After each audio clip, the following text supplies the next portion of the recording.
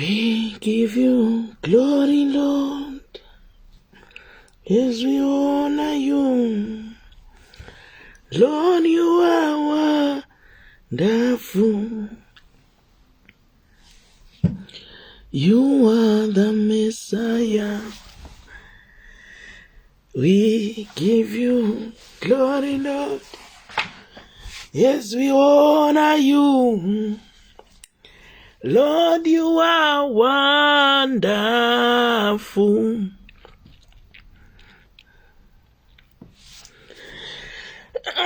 You are the Messiah.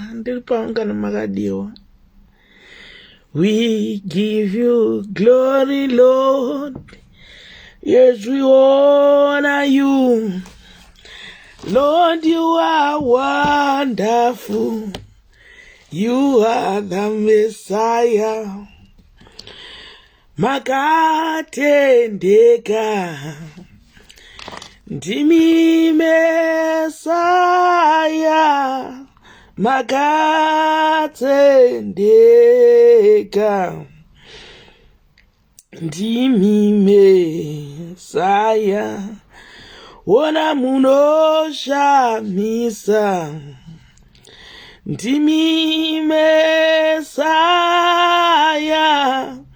Munoshamisa.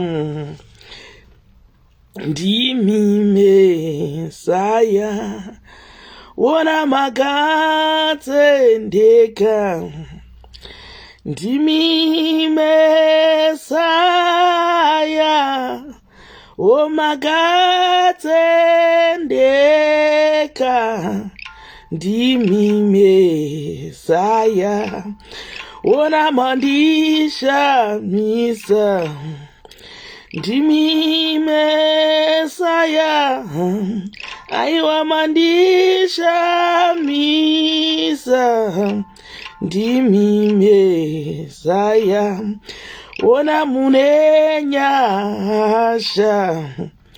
Ndimi Messiah. Munenyasha. Ndimi Messiah.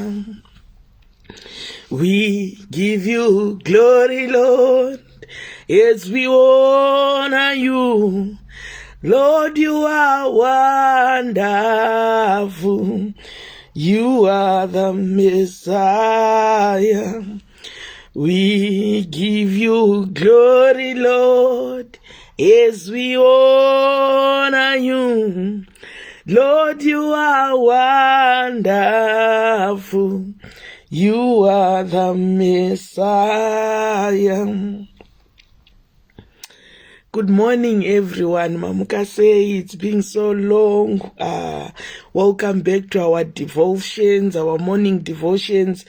I'm Yokozuna, Zimbabwe. Those who watching me first, Mwari ndimwari wakatendeka, ndimwari wakanaka. Many thanks to SIS MELLY's Diaries and the crew behind, nekunditendera nekundichengeta platform yavo. Every day I'll be coming back. I'm back full force. Kuti ndiite my morning devotions on SIS MELLY's Diaries, and also I've got my page Yokozuna Zimbabwe. Mwari vachititira zvakanaka, Mwari vachitichengeta, Mwari vachitirwira, zvichirwadza zvichirema, tinongoti padzariyo kusangana. Baba ndinouya sezvandirizve, izve ndinouya neupenyu hwangu, zvichirwadza Baba zvichirema. Baba ndinouya neupenyu hwangu, ipo patariyo kusangana. Baba ndinouya nezvandirizve. Baba ndinouya neupenyu hwangu, zvichirwadza zvichirema, tinouya paatari yokusangana. Chandakanzwisisa pakunamata, kunamata kunyangwe zvinhu zvisina kumira mushe zvinoita kuti zvimire mushe. Kunyangwe zvakamira mushe ukaramba uchinamata zvinhu zvinokuitira zvakanaka. Pana vamwe vanhu mangwananano wekuti unosvika pakukangano nekuti wakaitirwa zvakanaka, but ndauya kuzokuudza yekunamata zvakanaka zvisina kunaka. Ramba wakabata mupendero wenguva waMwari nekuti hauzivi what is coming next. Chinondifadza ndechekuti Mwari wekudenga ndiMwari vanosvinurira soko ravo, ndiMwari vakatendeka, ndiMwari vanoziva zvaunoshayiwa nezvaunoshuwa. Mangwananano pamwe unoti wakazvitarisa unoti ko ini ndiri chiyo hangu. Mangwananano pamwe wakanamata kwamakore akawanda, but the situation remains the same. Zuva riri kusvika mudikani, ndinoda vakadzi navarume vanomira for 38 years. Just imagine mukadzi wekumira for 38 years, ropa richingobvinza. Iwe situation yako wamira kwa makore mangani? Iwe situation yako wafambira kwa makore mangani?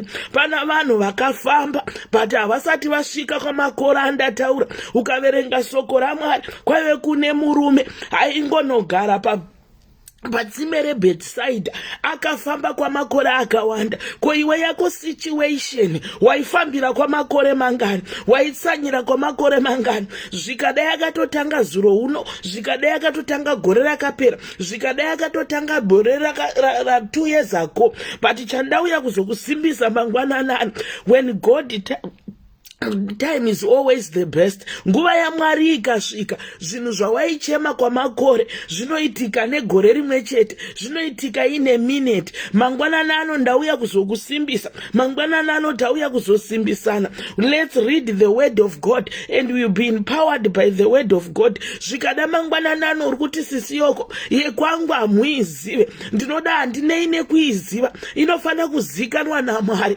But chandauya kuzokuudza mangwananano, kune mutsinda werugare, uyo Alpha naOmega, uyo anoisa nzira panonzi navanhu hapana nzira, uyo anoti kunyangwe vanhu vakapererwa iye haapererwi. Nekuti ukada kutarisa musoko raMwari, kuna vanhu vekutoti vanhu vaiti vakavatarisa vanoti pane chinobuda here, vakapererwa ava, vakaremara. Ukada kutarisa Mephibosheth anosvika paanogara at the place of Lodibar, a place where there is no hope, but dzinoti nyasha dzamuloketa ari kuLodibar. Ikoko kunoita vana Gehasi vanotaura nezita rake. Mangwanani ano pamwe uya in the situation yokuti wakapererwa, asi ndauya kuzokuudza kuti kune nyasha dzinosimudza, kune nyasha dzinorangarira. Kana vana Mephibosheth vanga vari panzvimbo yekuti havachakwanise kurekonaizwa, asi nyasha dzinorekonaiza. Ari kure kwakadaro, ndinomuziva Mwari uyo, ndiMwari zvoshamisa,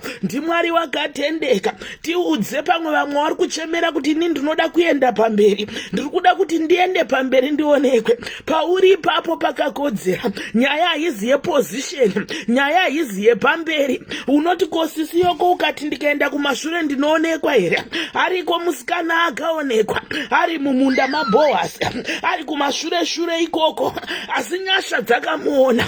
Pamwe mangwanani ano une shungu dzekuti dai ndaendawo pamberi, ndaonekwawo, dai ndaiswa pamberi, dai kambani yandiiswawo pamberi, dai chechi yandiiswawo pamberi, dai mumhuri ndaiswawo pamberi. Mangwanani ano it's not about the position, but it's about God's time.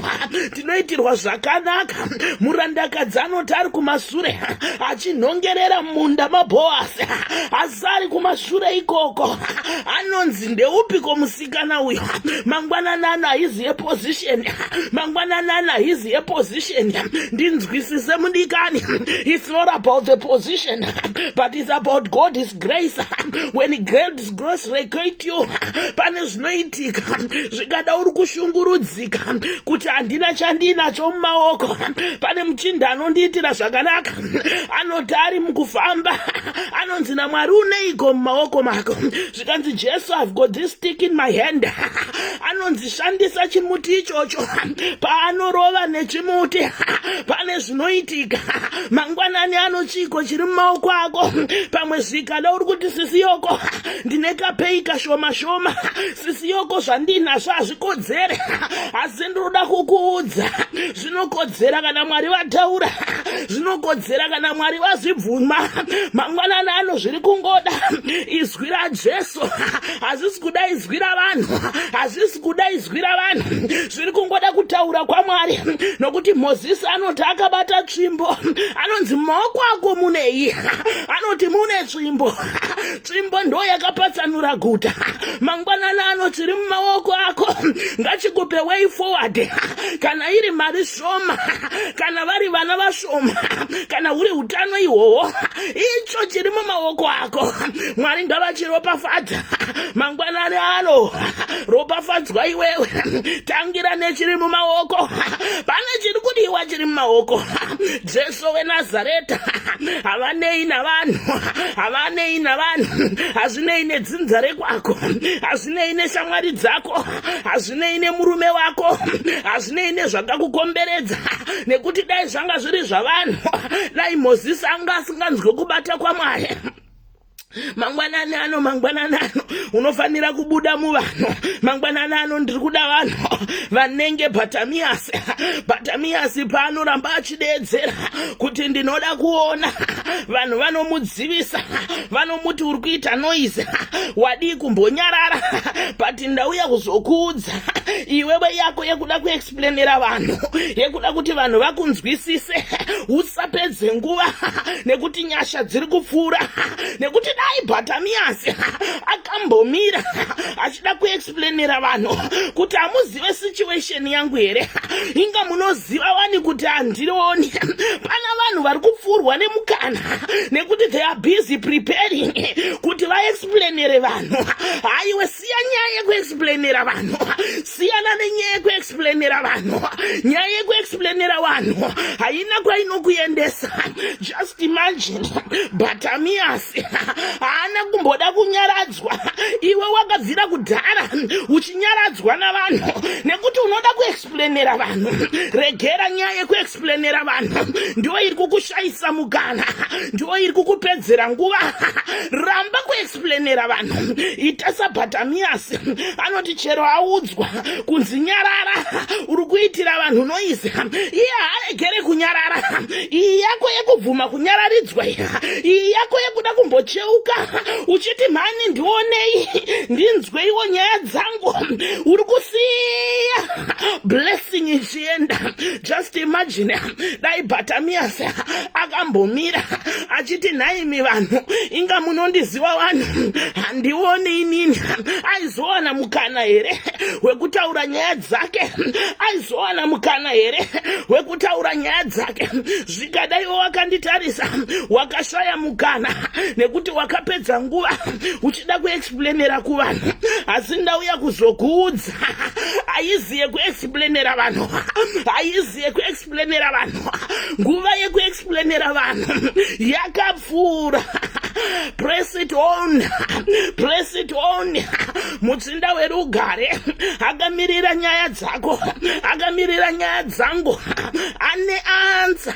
Where there is a prayerful man, there is God in heaven to answer. Where there is a prayerful woman, there is God in heaven to answer. Pana ari kuda kupindurwa mangwanani ano, panoranda kupindurwa mangwanani ano. Reka mashia ndarara bose, reketeterere bosu mandarara bosa, zvichirwadza zvichirema. Hatina nguva yekupedzera nguva kuvanhu zvisina kumira muswe, nekuti ukada kutoitarisa yaBhatamiasi vaitoziva kuti ibofu, asi pavaitoziva kuti muchinda werugare, the creator is passing through, vaitongoda kunyaradza. Pana vanhu vanoziva upenyu hwako, asi mangwanani ano Jesu vanoda kukunyaradza. Ramba kunyararidzwa, ramba kunyararidzwa. Pana vamwe vanhu vanotoziva upenyu hwako asi havadi kukuona uchienderera mberi. Mangwanani ano Jesu weNazareta, ita handina nguva yekuexplainera kuvanhu, handina nguva yekuudza vanhu nyaya dzangu, handina nguva yekuudza vanhu nyaya dzangu, handina nguva yekuexplainera vanhu. I'm out of time of explaining for the people. Jesu weNazareta, ndinoda kuenda mberi, tiendesei mberi Jesu.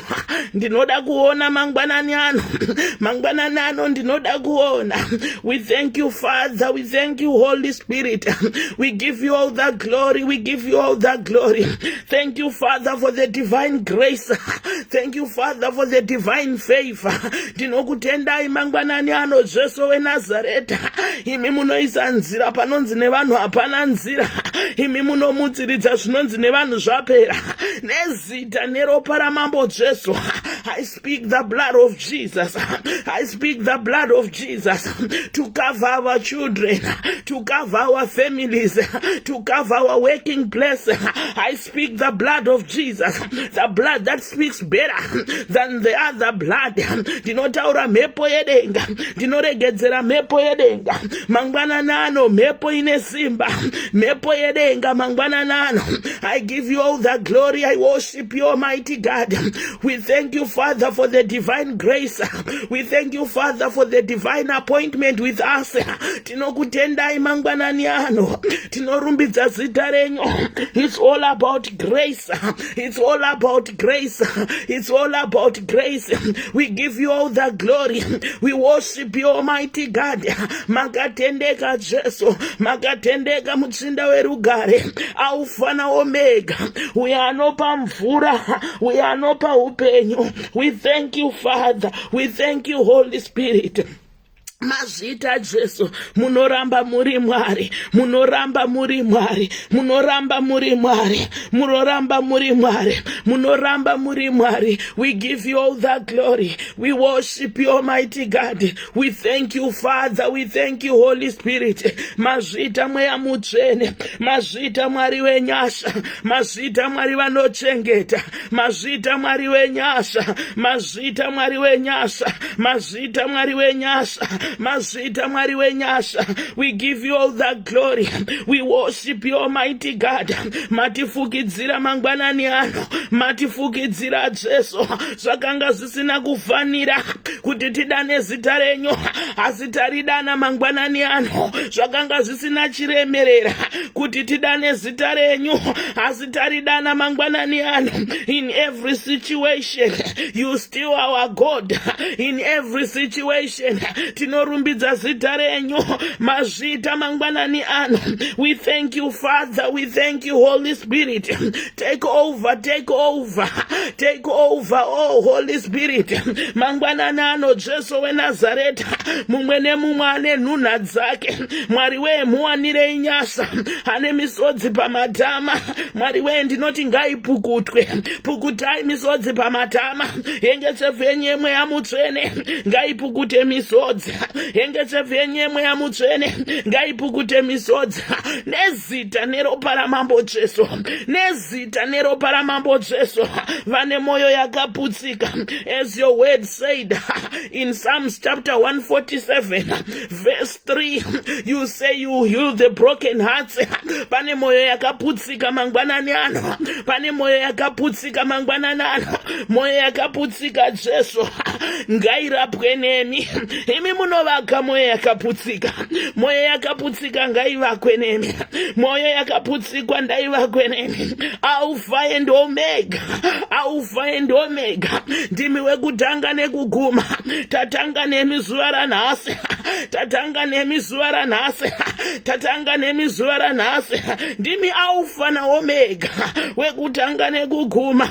Nyasha dzenyu dzakatiwana, nyasha dzenyu dzakatiwana, nyasha dzenyu dzakatiwana. Ora basheketerere basa, regemeteteria batso mondororo bosa. Nyasha dzakatifanira, nyasha dzakatifanira, nyasha dzakatifanira. Makati vose vakaneta, vakaremerwa, uyai ndinokuturai mutoro, takaremerwa Jesu, mitoro tinayo, mangwanana anotawarara, pamberi penyu Mwari we, mangwanana anotawarara, pamberi penyu Jesu, hazvina kuringana muupenyu, asi ndimi muringanisi, mangwanani ano hakuna akavimba nemi, akanyadziswa, reke mashiya mandarara bose, hakuna akadana zita renyu, situation ikaramba yakadaro, imi munopa vana, imi muchirenga muchengeti wenherera, Mwari weshirikadzi nenherera, mangwanana anoherekano shirikadzi dzenyu, heikano nherera dzenyu, vapfumi navarombo vari pano, vazere nezvishuwo zvavo, Mwari wedai mazvizadzisa. I know you've got divine grace, I know you've got divine favor, pane divine favor iri pano, Mwari we, zvakazvidzika ngazvisimudzirwe, zvakazvidzika Mwari we, ngazvisimudzirwe, zvakazvidzika Mwari we, ngazvisimudzirwe, zvakashoreka Mwari we, ngazvisimudzirwe. Rangarirai nyika yekwedu, rangarirai mhuri yekwedu, rangarirai vana vekwedu, rangarirai nyika yekwedu. Whoever who is in the foreign land, I speak divine blessing, maropafadzo aAbrahama, pamakamuti buda nyika yechiburikirwa, buda nyika yechikuriro, ndichanokuropafadza, ndataura ropafadzo kune neumwe nemumwe who is in the foreign land. I speak the blood of Jesus, I speak the divine grace, I speak divine favor. Kuna asiri kunzwa zvakanaka, ndataura kuporeswa, jekiseni remweya mutsvene, jekiseni remweya mutsvene, jekiseni remweya mutsvene. Mangwanani ano Jesu, vari muzvipatara, vari mudzimba, vari mumajere, vari pakasiyana siyana, mangwanani ano ndataura kuporeswa, ndataura kuporeswa kweumwe nemumwe anorwara, tsinga ngadzitwasanurwe, ropa ngarifambe. Jesu weNazareta, Alpha na Omega, uyo anosimudza zvirema, uyo anoita kuti matsi dzitaure, uyo anoita kuti mbeveve dzitaure, matsi dzigonzwa, ndiye wandadana mangwanani ano, ndiye wandadana mangwanani ano. In every situation, in every situation, God intervene. In every situation, God intervene. Mwari we, tachema zvakwana, Mwari we, taungudza zvakwana. Tinoda izwi renyu kuti tiende mberi, tinoda izwi renyu mangwanani ano, tinoda izwi renyu mangwanani ano, nekuti soko renyu ndikariverenga rinonditaurira kuti kuna varume vakaraura vachiraura usiku hwose, asi vava kugeza maneti, vapererwa vasina kuraura, vasina kubata kana zviro. Pamunosvika imimi munongotaura kuti kandai maneti pakadzikadzika, pavanokanda maneti pakadzikadzika, ndo pavanobata hove dzekuti vakatadza kunzwisisa. Mangwanani ano pane situation yatiri Mwari we, yekuti hatichanzwisisi, hatichazivi zvatiri, hatichazive manames edu. May you restore our identity, may you restore our identity. Mangwanani ano pana asasazive kuti ndinonzani, pana asasazive kuti ndinoitwani, asi mangwanani ano ndataura mhepo, restore our identity, restore our identity. Zvikada uchatonzwisise, asi mangwanani ano ndatipfurai nepano Jesu, ndatipfurai nepano Mwari we, pfurai nekumabasa edu, pfurai nekudzimba dzedu, pfurai nekumisha dzedu, pfurai nemumabhizinesi edu. Restoration, restoration. Zvikada moyo wakaputsika, zvikada moyo wakaputsika, zvikada moyo wakaputsika, asi ndati mangwanani ano zvamakataura musoko renyu Psalms 147 verse 3. You heal the broken hearts. Moyo yakaputsika mangwananano Mwari. Moyo yakaputsika mangwananano Jesu. Ivakei murimi moyo iyi Mwari. Moyo yakaputsika, moyo yakaputsika. Moyo yakaputsika mangwananano. Ngaivakwe nemi Jesu. We give you all the glory. We worship you, Almighty God. Mazvita Jehovah. Mazvita Mwari wekudenga. Mazvita Mwari wekudenga. Mwari wekudenga kune vari kutanga mabusiness avo. Munotaura kuna Isaiah chapter 22 verse 60. Munoti chidiki chichakura. Mangwananano kune vatanga mabusiness avo. Tinotaura kuti chidiki ngachikure. Kune vatanga marriages avo. Tinoti marriages ngakura ari munyasha. Kune vazvara vana vavo muzuva ranhasi. Tinoti marriages ngakure. Kune vazvara vana vavo muzuva ranhasi. Tinoti vana ngavakudzwe munyasha. Kune vatanga mabasa kutanga kwemwedzi uno watiri kubata. Kune vakatanga mabasa. Asi ndinoti chidiki chinokura. Like what you said in Isaiah chapter 60 verse 22. Makati chidiki chinokura. Mangwananano chidiki ngachikure. Mangwananano chidiki ngachikure. Nokuti munosvinurira soko renyu. Chidiki ngachikure mangwananano. Kune vakatanga maprojects avo. Mangwananano ati zvichiri zvidiki. Asi Isaiah chapter 60 verse 22. Inoti chidiki chinokura. Chidiki ngachikure Mwari. Chidiki ngachikure Mwari. Chidiki ngachikure Mwari. Tataura soko renyu. Pamusoro pechidiki chega chega. Chatangwa nemunhu ari pano. Chatangwa nemunhu achanzwa prayer iyi Mwari. Chidiki ngachikure. Svinurirai soko renyu Mwari we. Svinurirai soko renyu Baba. Svinurirai soko renyu Baba. Svinurirai soko renyu Changamire.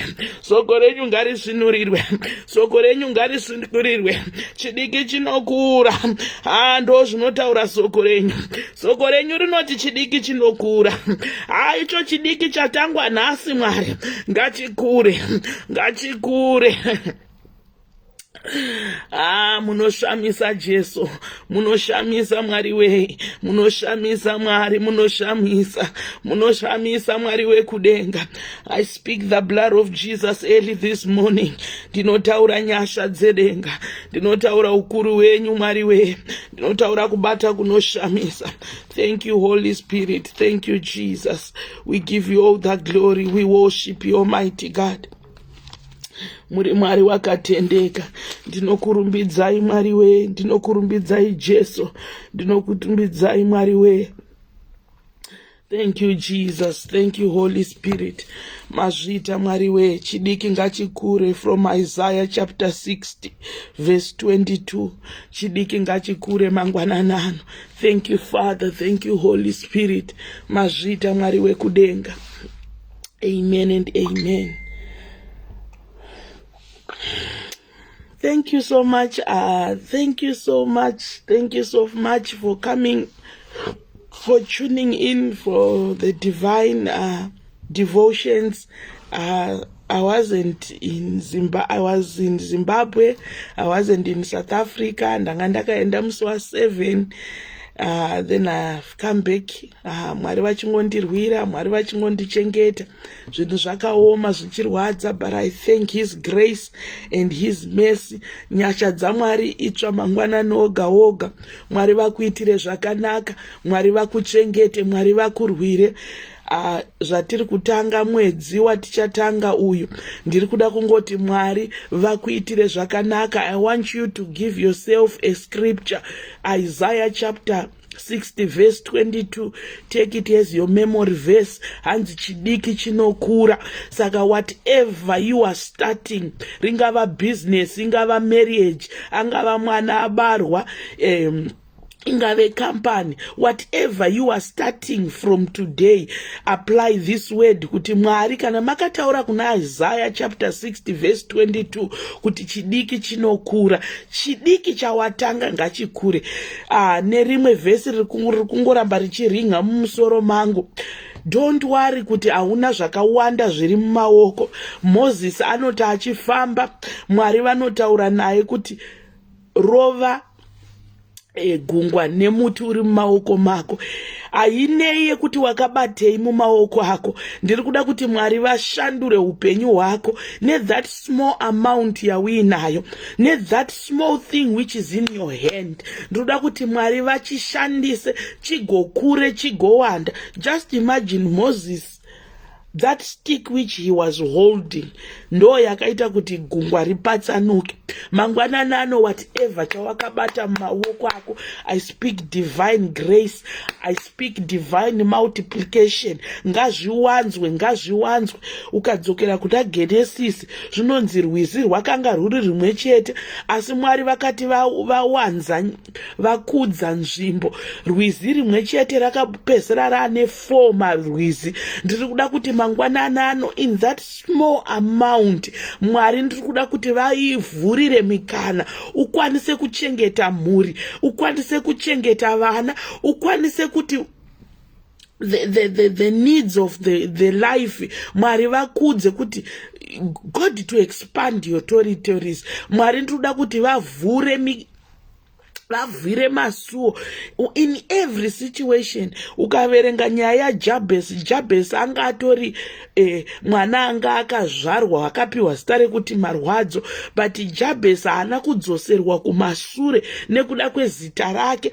Akaramba achinamata achiti, Mwari, enlarge my territories. Maybe you've got a name, maybe you've got a situation, but chandauya kuzokudza in that situation, may you start proclaiming and declaring kuti kunyangwe ndiri muno mumatope, but Mwari, may you enlarge my territories. Nyaya izi yemazita, nyaya izi yematitle, nyaya ndeyekuti Mwari vari kuda kuti chinde upenyu hwako, and chimbomira nyaya yekuexplainera vanhu.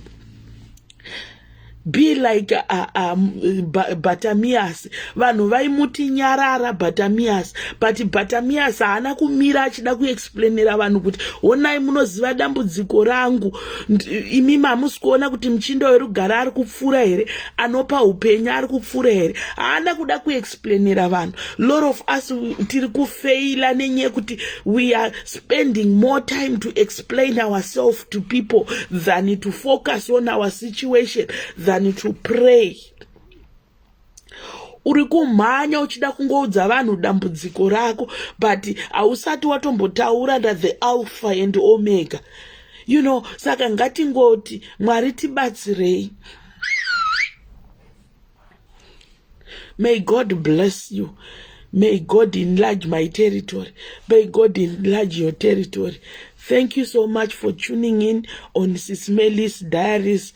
Many thanks to SIS MELLY's Diaries and the crew behind. Mwari vavaitire zvakanaka, Mwari vavachengete, Mwari vavasimudzire spiritually and materially. I'm Yokozuna weZimbabwe. Those who are watching me for the first time, I've got my page, Rakanzi Yokozuna weZimbabwe. Please come and follow my page and like my page. It's been so long without coming past SIS MELLY's Diaries because of the network yekumusha kwedu kwarusape kwandanga ndiri, but now I'm back in Durban.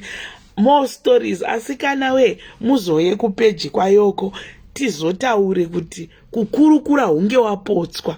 Aiwa, hunge wapotswa. Ndofunga ndine 3 anonzi 3 masins ekunzi kukurukura hunge wapotswa.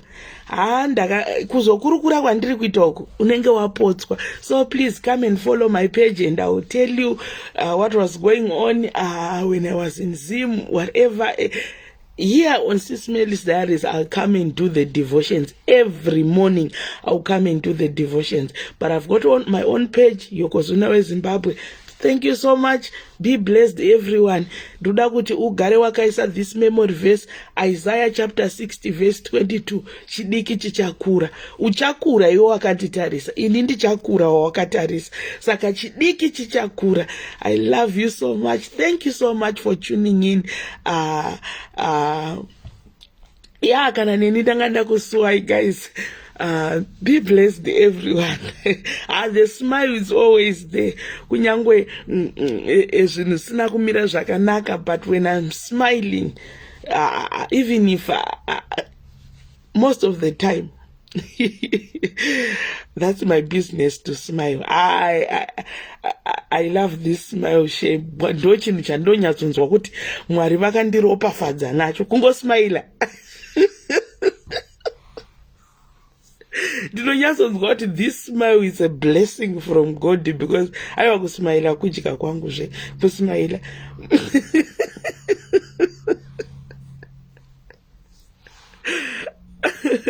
I love you guys.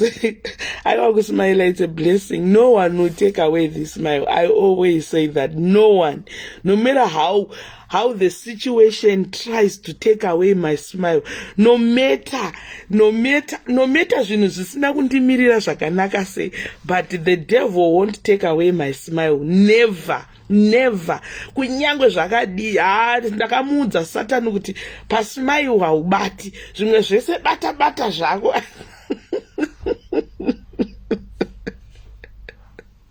Asi pasmile usabate. Ndakatomuudza Satani pana ndiri kumusha uku ndairwadziwa nefront line yese yemazino,